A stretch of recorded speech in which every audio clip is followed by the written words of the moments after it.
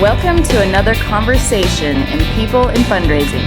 This podcast features interviews with nonprofit professionals who discuss their career journeys, lessons learned, and enthusiasm for working in fundraising. And here is your host, the founder of People in Fundraising, Tim Wilson.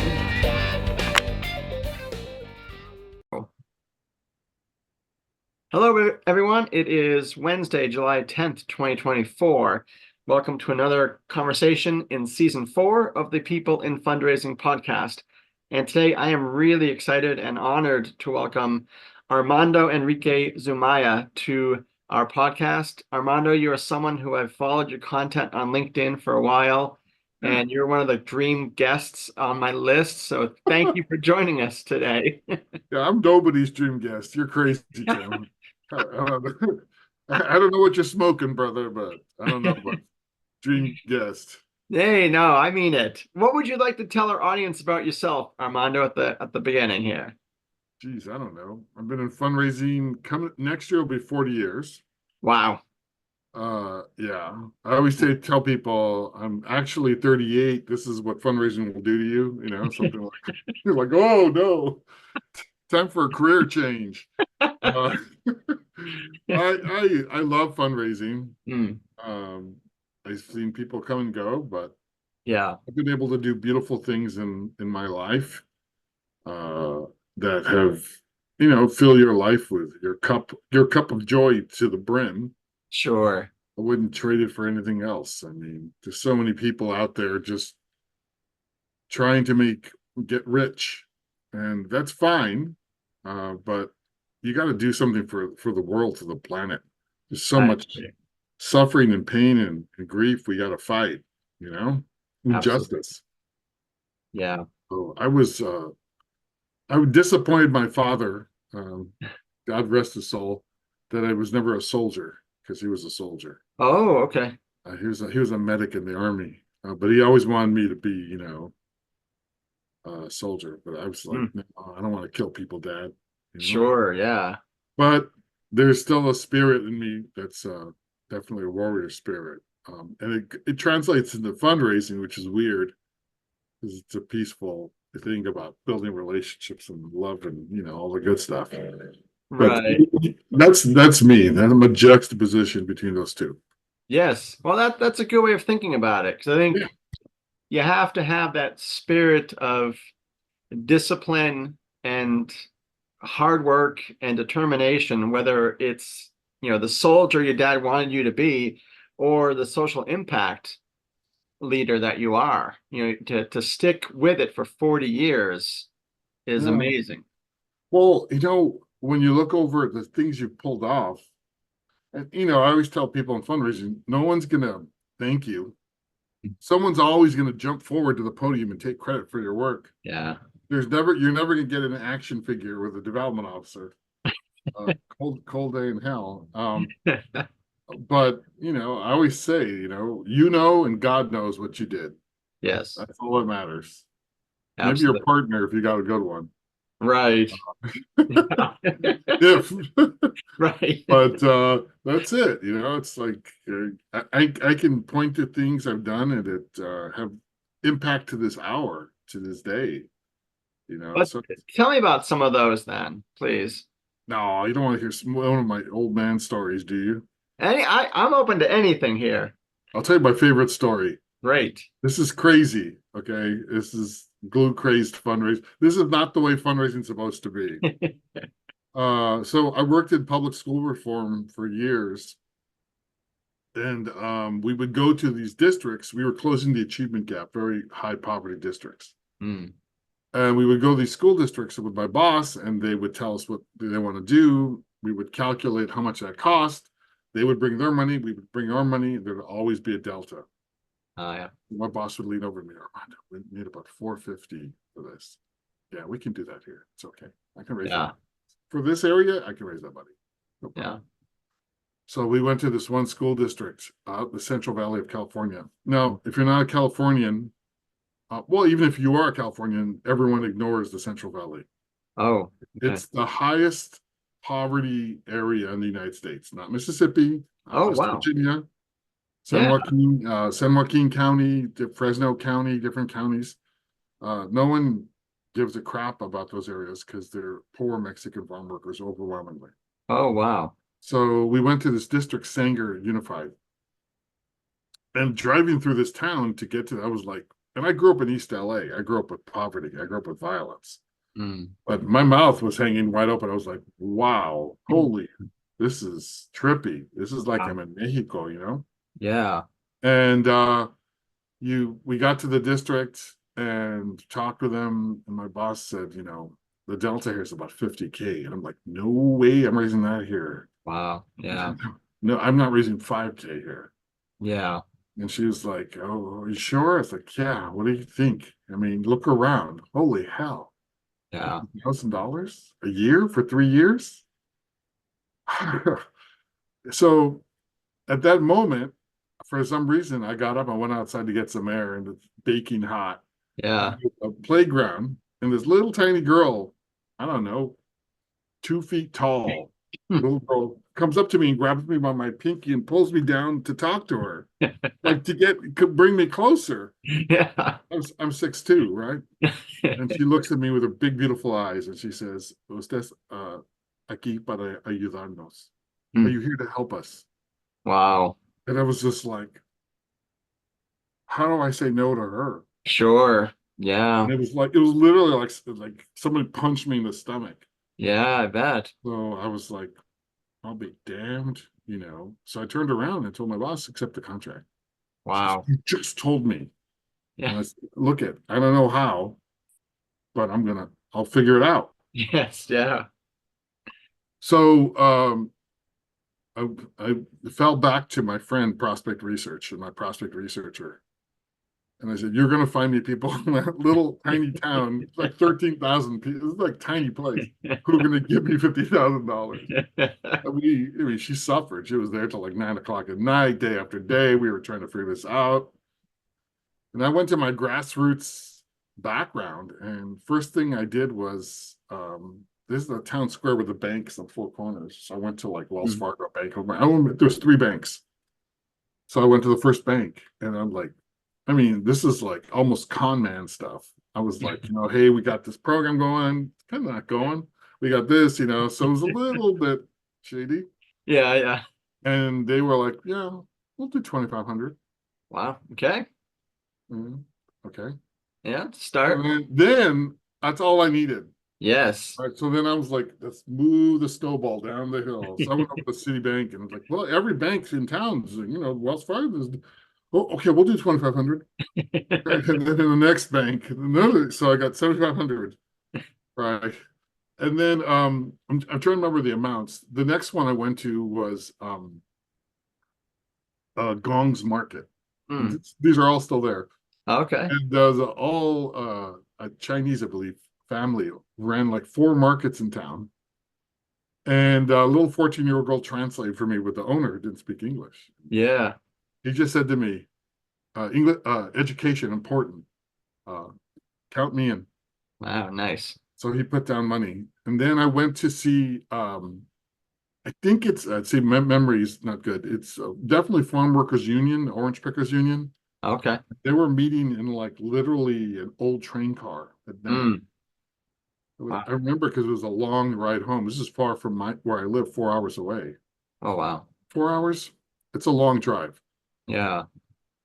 Dull roads, nothing going on. And I talked to these guys in Spanish, and they heard what I was saying and who's supporting this, and they said, "Oh yeah, count us in for 2,000." And they Nice. also pulling money out of their pockets. Yeah. And I was held it together. I had this bag full of cash. Yeah. Right. And I went to my car, and I cried a little bit because I was like, I am not letting these people down. I don't give a hell what I'm doing. Sure. So then I went to the biggest landowner in town. I called ranchers and landowners there who were like, so you want to improve the public schools for the Mexicans? I'm like, no, for everybody. We want to do this and this. And so you want to teach my Mexicans French?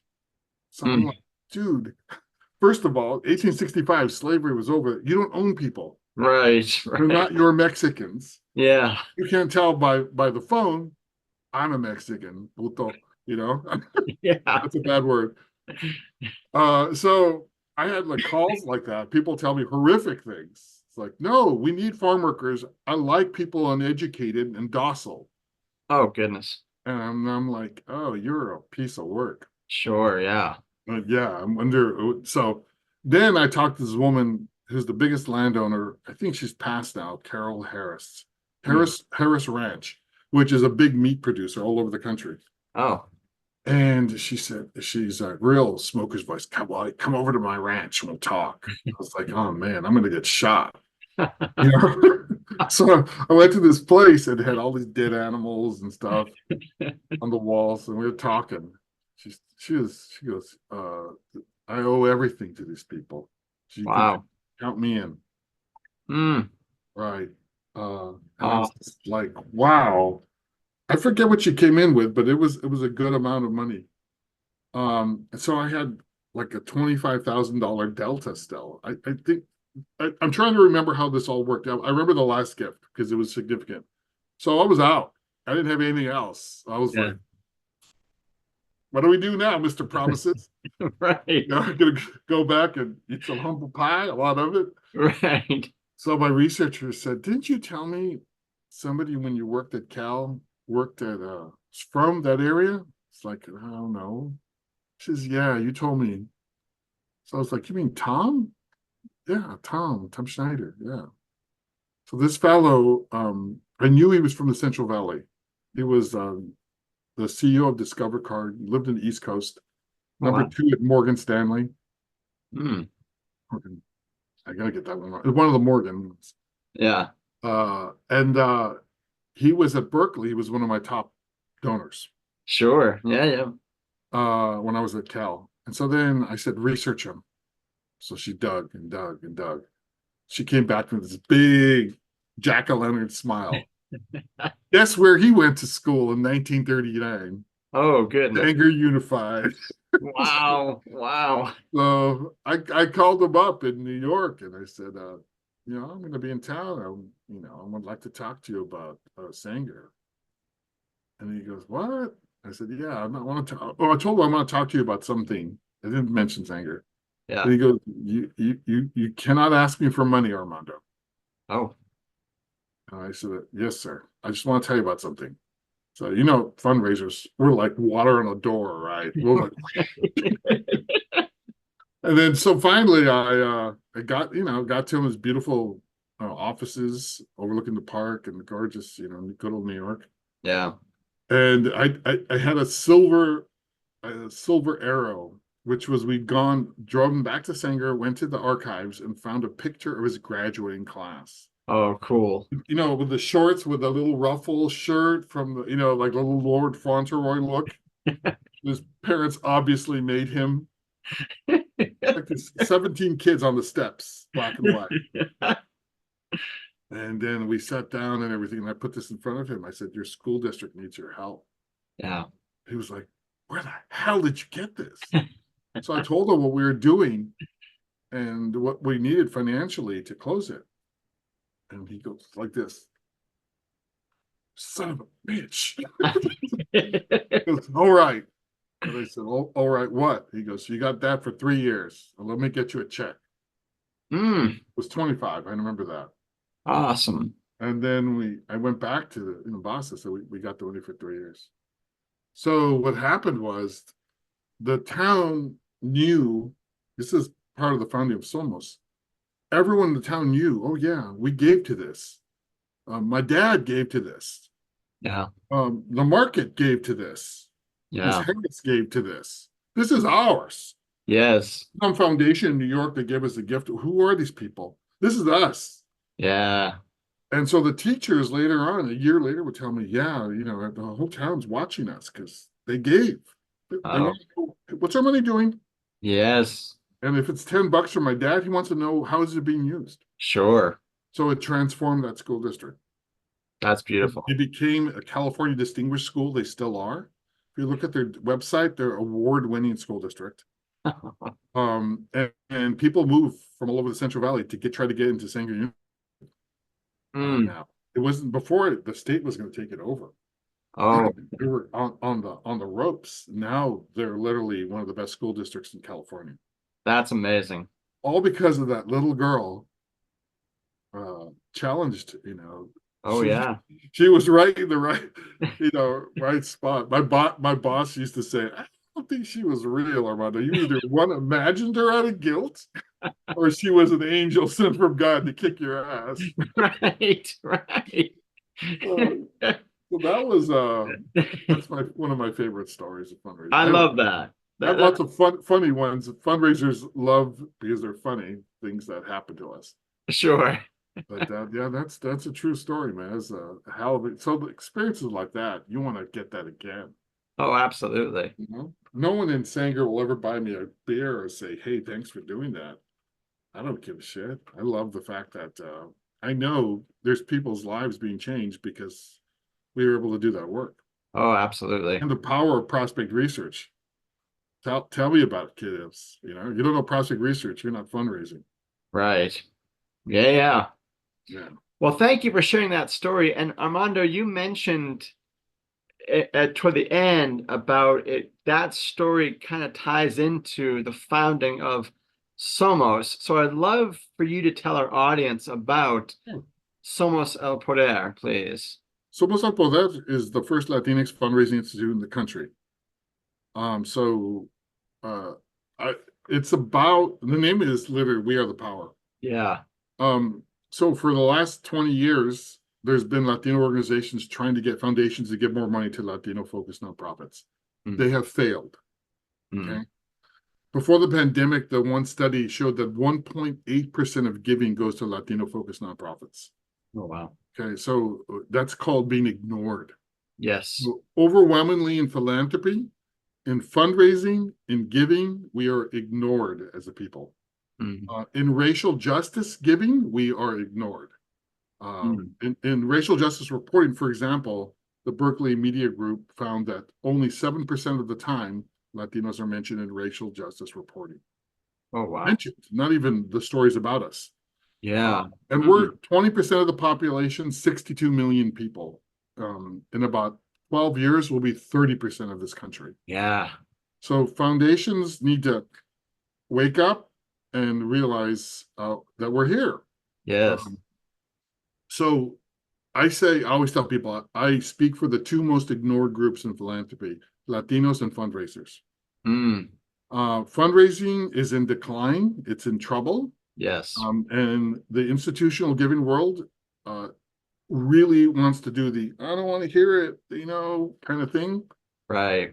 And so I'm basically saying that fundraising is a cause unto itself, that we need to save fundraising, that we need to make fundraising much less white, much less only for the rich, big organizations, not for the little, small organizations that are 95% of nonprofits. Yeah. Right now, fundraising is phenomenally unequal, unfair, and we're an abused profession, is what I say. So Somos, all we do is highly inexpensive, high quality consulting, classes, conferences. We have the anti-conference. So our conference is held at not a nice location, a luxurious location. We have 3 right now a year. We're hoping to get 4. Okay. It's called Fundraising con Ganas. And it's 2 hotel rooms. We require a board member, which is different. 11 classes, 1 night, all conference fees, all meals, all parking is $550. Whoa. Wow. And that's because we are fundraisers and we underwrite. Okay. Every time I've been at big conferences for fundraising, it's not, big institutions are going to get richer. Sure. And I'm like the only brown guy in the room. And I asked myself, this is like the best fundraisers in the freaking planet Earth in this organization. Why don't we ask people for money? Yeah. Why don't you ask Bill Gates for $50 million to underwrite AFP Icon as an endowment? Yeah. Why don't we do that? Right. I don't know who's not doing that, but there's this business model sense of things that's stuck, Sure. and it makes fundraising even less equal. Hmm. I wrote an op-ed and the Chronicle picked it up, and it's about this. Oh, okay. And Tell me more.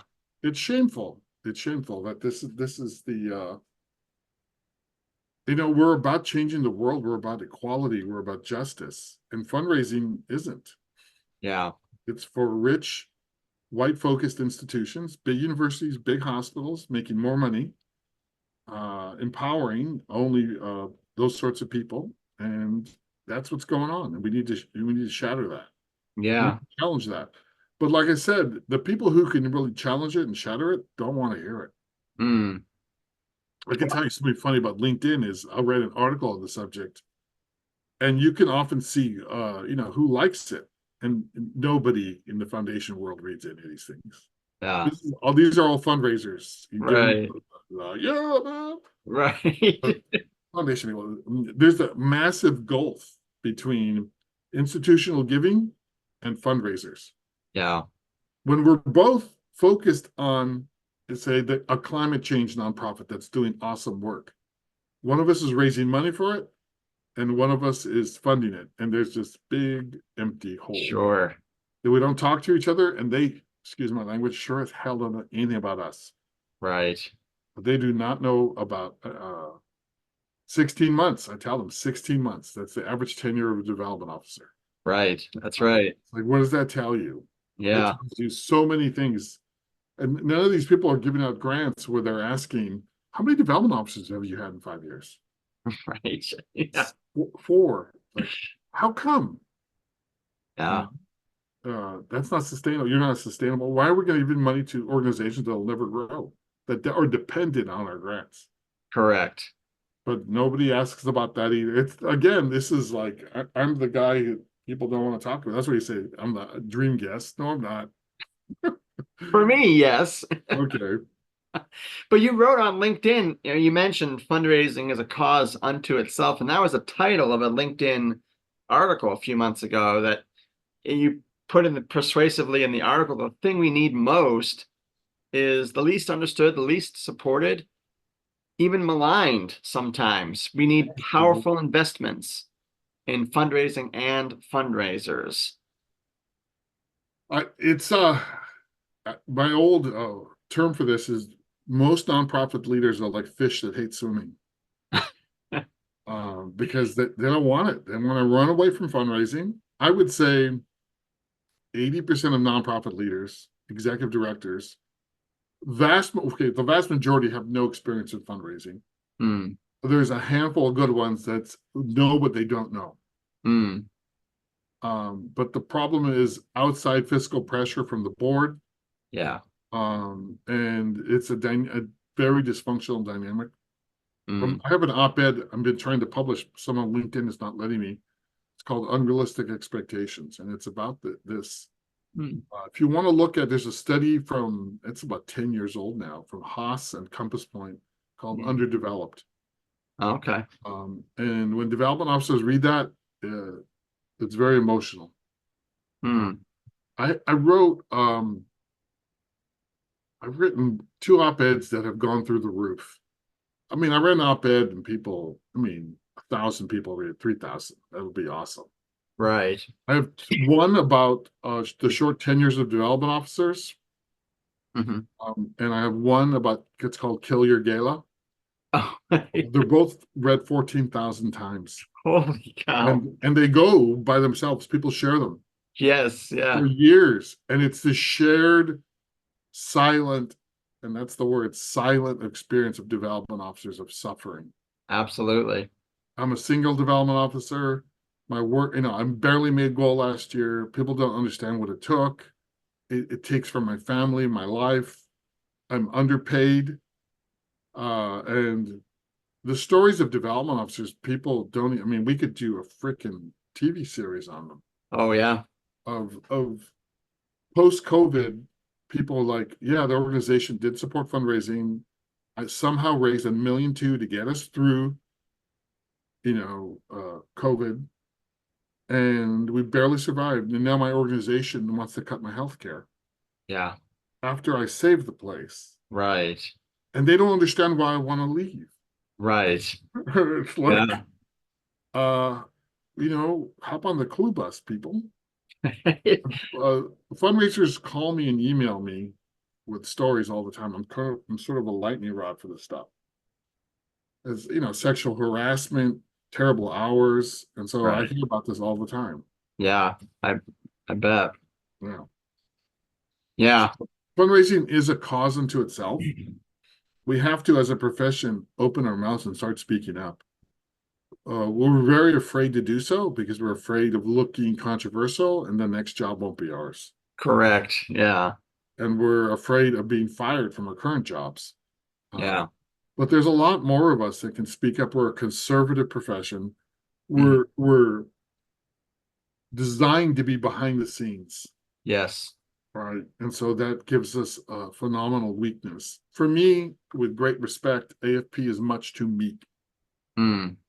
We need to be much more militant about this.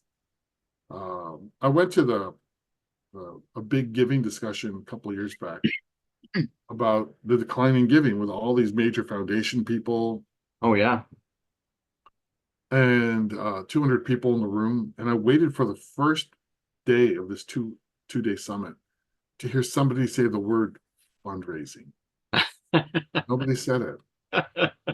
All these speeches, people talking about all these apps and websites and gimmicks and convenings, and nobody talked about, hey, fundraising's in freaking trouble. Sure. And the next day, full of, you know, gonganas, as we say, I got up and I said, the statistic no one's saying here is 16 months. Uh-huh. When I said that, there was like 6 people in the room that stood up and cheered. There were fundraisers. They were like, damn right. Yes, totally. I just said fundraising's in decline, so giving's in decline. All this other stuff is BS. Mm-hmm. It's some company trying to make money and have you buy their app. Mm. Well, I said that with the people in the room who are trying to do that. I said, that's not what this is about. This is about if you invest in fundraising, it's worked for 150 years in this country, you get giving. Right. So Period. how do you think, given the conservative nature of the profession, and you mentioned silence and whatnot, what do you think we can do as professionals to harness that energy and expertise and encourage more people to speak up and join? Well, I mean, why am I the only person writing this stuff? Yeah, For starters, help out here, write something. sure.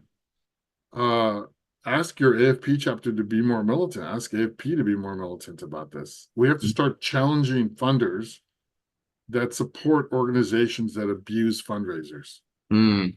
Mm-hmm. Okay. We have to start asking people, why is there such turnover? We have to start demanding that boards are educated about fundraising.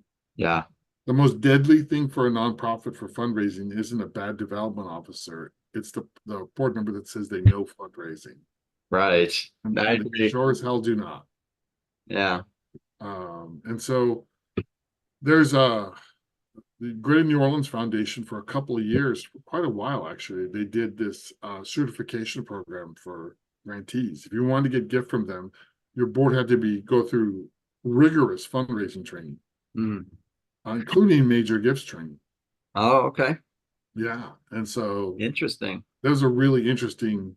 I wonder if foundations would do something like that. Probably not.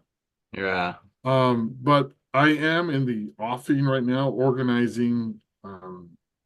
I'm talking to some other leaders about how we do this, but I want to create a unified front for fundraisers that come together and Yeah. one voice, thousands of us, to say to institutional giving, we are not. So here's what happens with foundations.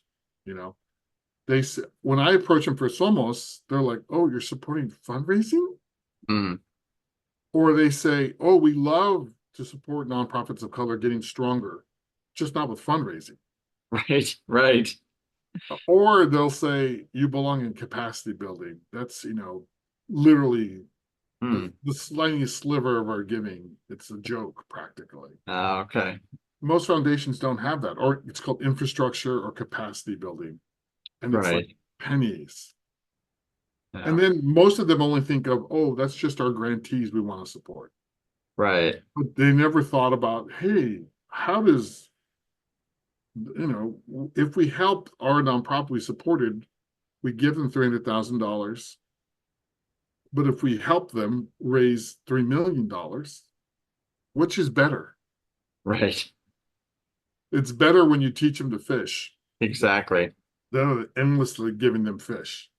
Yes. It is moronically simple, but program leaders, presidents of foundations are all program people.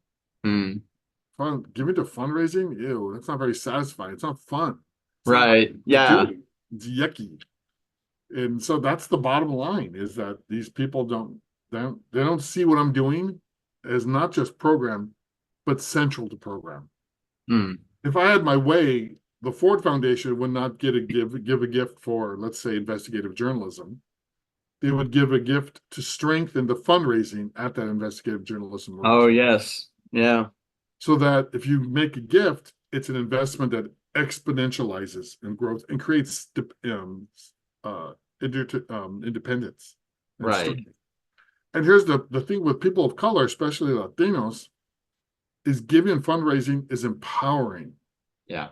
Most program people think it's predatory, it's abusive. You're asking all these poor folks to give. Why are you doing that? No, it Yeah. ain't just for rich white folks. Right. When people, and I have many examples of Latino organizations where everyone gives, we're part of the solution. We're doing something. We're fighting for our community. Yes. But there's all these people who don't get it. So the way we do this is we speak up, we Hmm. organize, and common sense may win the day in some distant future. But this is what I'm trying to do. Raising money for Somos, there's only so many people who support us. Mm. So I have to change the way giving happens. Right. Or die failing. Yeah.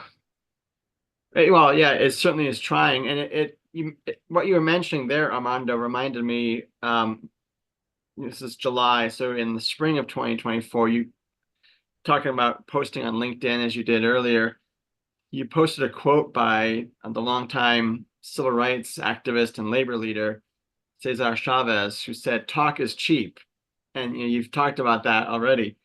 It is the way we organize and use our lives every day that tells us what we believe in. And I think you are embodying that quote by, Yeah. I don't know. I mean, it's like with DEI, racial justice, there's so many people who look past Latinos. yeah. We're like furniture. We're like a vacuum cleaner. Mm, Just look past us, mm, and it's crazy. I mean, yeah. and we have a culture that's not about speaking up and making a fuss. Mm. It's about working hard, and you'll get your way by working hard. Oh, I see. And that's at least my reading of it. And rabble rousing is not looked well upon in general. And Mm. so we don't have the loudest voices in the room. We have the most money in the room, and we have the most numbers in the Yes. room, right? Yeah. Uh, I'm just trying to help people realize that, we need to speak up, and that we are our own funders. Yeah. Okay. We are our own, and we have tremendous power. I Hmm. mean, we are literally need to save this country Yes. in so many ways. And so it's not about, oh, he wants more fundraising. No, I want justice. I want communities that give to this country to receive from this country. Mm. Hmm. Okay. I don't want this tremendous inequity. We're not just talking about business and the country, we're talking about also nonprofit world. Yeah. We're 20%, 21% of the country right now. Show me that. I look at foundations. I grew up in Los Angeles, and I try to raise money for our conference in Los Angeles. Nobody gives a crap. Mm. There's but one or two foundations that give anything to Latino focused nonprofits down there, but most of that giving goes overseas. Oh, wow. People don't, I mean, I really want to see what's the percentage of Latino focused nonprofits each foundation gives to across the country. That would be fascinating. It would be staggering. Sure. But I don't think people would care. I don't think a Mm. lot of foundation leaders would. They don't see our people in the community as anything to be nervous about or concerned about. We're Mm. considered, I don't know, too compliant, a minority or something like that. It wouldn't. Okay. I don't know. I would be surprised if we published a study and showed this. The shame factor. Yeah. I think people would be like, "Oh yeah, that's." I don't know, but Yeah. this is why making our own philanthropy is vital. But we love our Absolutely. foundation brothers and sisters, the ones that are part of our communities, the ones that give, and there's some great ones. Yeah. But for the larger group that does not or gives very little, you know, we just got to politely get past them in the hallway and make it. Yeah. Yeah. And so it's a different. I operate in a very different world of fundraising. I'm hoping to. I don't know. I don't know where the podium is I could get behind to reach leaders in philanthropy to help them understand you're missing the point, Right. and that one fundraising is philanthropy. Okay. Hmm. You do not get philanthropy without fundraising. Oh, they Right. think of themselves, you hear them say all the time say, oh, we're philanthropy. No, you're not. You're 18% of philanthropy. Mm.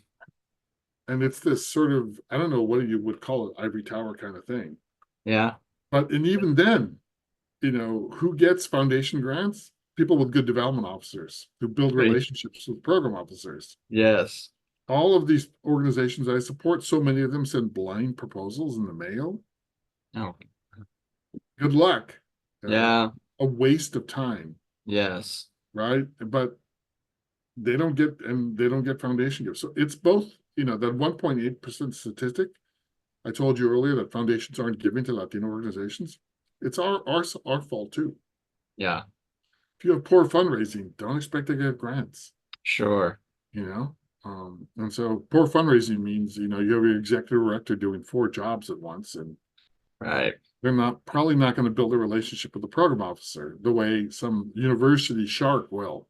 Right. Who only has that one responsibility? All they do, and they're paid well for it, Yep. and that's the thing. Yeah. Yeah. So, we want to challenge that whole paradigm. We need to. Definitely. I mean, it's otherwise we'll never make progress on so many of these things we're working on in the country. Yeah. No, I mean, you name any issue in the US, and if you're not engaging 20% of the population, you're going to fail, Mm-hmm. period. Right. But Right. it's just, yeah. And Yeah. then the other thing is foundations, nonprofits, and Latinos on their boards. Oh, okay. Yeah.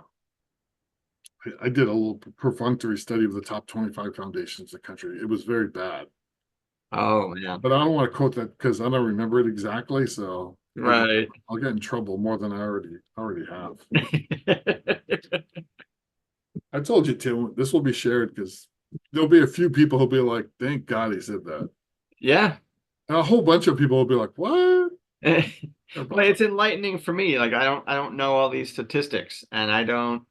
So I appreciate you sharing this today. No problem, man. It's a good fight. It is a good fight. And Yeah. I love that motto that fundraising is a cause unto itself. Yeah. And the whole idea that philanthropy comes from fundraisers and fundraising, that shouldn't be a, oh my gosh, moment. But it Yeah. is. Right. But it is. So Yeah. many people, they don't think of philanthropy as fundraising. The two aren't interconnected. Right. And you know, and so many program funding is going out there. It's like they're beautifying the rooms in the house and the foundation's running. Yeah, it's a good analogy. Right. It's like, guess what? This isn't sustainable. Fundraisers aren't treated well here. They Yeah. don't have sophisticated fundraising. They have a grant writer, and you're giving them money. Yeah. Why? Yeah. Support the organizations that have robust fundraising and won't need your money in 5-6 years. Yeah. Those are the people you should be supporting. But Absolutely. people on the foundation, and they don't know how to see that. They don't have that set of eyes. Some of them will ask good questions and look at it, but they're not gonna, look at some of the, what's your turnover? I've never heard that question in my whole career. Oh, wow. What's your development officer turnover? Interesting. Yeah. That's a tell. Now, the old one is, does your board give? Right. Right. But it should also be, does your board raise money, do fundraise? Yeah. And how much have they raised? Yeah. That'd be like, yeah. So that would be pretty fun. Yes. Well, Armando, I know we're coming up on 1 o'clock your time, and Yeah. this has been really enlightening for me, and I really just enjoyed the energy and the perspective that you brought to our conversation today. Thank you. No problem, Tim. This is fun. I mean, someone will get upset with some of the things I've said, I'm sure, but like I said, I'm old. I've dodged death once or twice, and I want to be very blunt about these things. Right. Like the old Blues Brothers movie. I'm on a mission from God. Right. That's how I feel like. I feel like, know what? Yeah, I got to get some stuff done here. absolutely. I feel like it comes back to that story about the little girl. Like, in my mind, as I heard that, and you mentioned that someone said, "Well, did you make that up, or did it really happen?" Like, I imagined it. yeah, you imagine it. Like for me, Hallucination. like that sounds like an act of grace. Like, in that moment, like that person was right there to touch your heartstrings and send you on to get it done. No, she shamed me. That was the right term. It was a moment of like, I'm a dad, I'm a Mexican, I'm a Chicano and a dad. And, Yeah. we have a macho thing going on there. And I was just like, oh, Yeah. geez. If you've ever done anything wrong and your mom magically showed up and went, you'd be like, okay. Right. That was the equivalent of that. It was just like, what am I going to do? No, it's Yeah. funny. I know it was an hallucination because I remember her shoes. Oh, Her interesting. shoes, what she was wearing, her cute little shoes. Oh, that's great. And yeah, she's probably a teenager by now. But yeah, it's an interesting story. I love that. Thanks for sharing that. Well, thanks a lot, Tim. This has been a lot of fun. Likewise. Thank you so much, Armando, for your time today. Somos el Poder. You can look on the website for more information about that. And please follow Armando on LinkedIn so you can hear more of what's on your mind and the change you're trying to affect in our industry. Or block me on LinkedIn too. No, no way, man. Don't report me to LinkedIn. That'd be cold. Well, great to connect with you again, Armando. Thank you so much. No problem. And for our audience, you can find Armando's Conversation in People and Fundraising on LinkedIn, YouTube, Spotify, and Podbean in August of 2024. And thank you all for supporting this program. Have a good day.